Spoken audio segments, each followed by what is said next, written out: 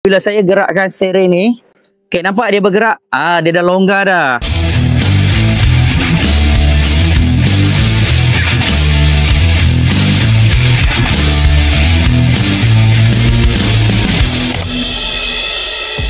Hai, tips 1 minit hari ni. Okey, hari ni macam biasa, orang datang cari saya. Nak cari punca bunyi dekat kereta dia. Okey, hari ni kita ada satu Pro 2 Myvi. Lagi best. Okey, untuk geng-geng Pro 2 Myvi ni, sebenarnya siapa yang pakai Pro 2 Myvi, masalah dia hampir sama je. Kalau ada bunyi kat bawah tu, tolonglah cek part yang akan saya tunjukkan ni. Okey, jom saya tunjuk. Yang pertama, dia punya mounting absorber. Okey, untuk Myvi ni, dia guna mounting absorber Alza. Boleh pakai tak? Boleh, tak ada masalah. Beza dia, mounting absorber Alza ni dia lebih mantap. Tapi walaupun dia lebih mantap, lebih tegap, tapi bila dari segi absorb vibration, yang original model Myvi lebih bagus. So kalau siapa yang nak pemanduan mantap, pakai Alza. Siapa yang nak pemanduan selesa, guna yang Myvi. Okey, jom saya nak tunjuk kat sini. Tengok apa jadi dekat mounting dia. Tengok betul-betul. Okey, tengok bila saya bawa turun apa jadi. Dia naik ke atas. Okey, bila saya angkat balik kereta, nampak mounting dia jatuh. Nampak jatuh terus. Itu yang pertama. Jadi siapa yang pakai Pro 2 Myvi, kalau ada bunyi ketak-ketak tu, boleh cek dia punya mounting absorber. Okey, part nombor 2 yang saya dapat kesan, yang saya jumpa apa masalah kereta ni, dia punya steering rack bush. Okey, nampak steering rack bush dia bila saya gerakkan steering ni, nampak tak bergerak? Okey, nampak dia bergerak? Dia dah longgar dah. So untuk kes-kes macam ni, jangan bimbang. Untuk Pro 2 Myvi ni, tak ada masalah. Kita boleh tukar steering rack bush tu sahaja. Tak perlu tukar steering rack pun. Okey, itu yang kedua.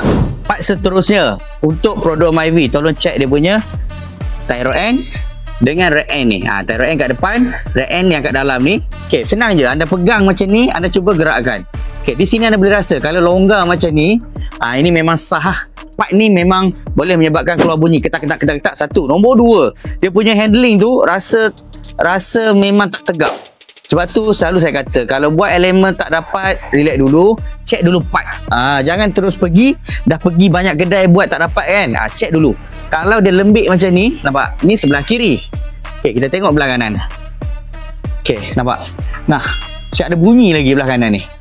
Okey, longgar dah ni.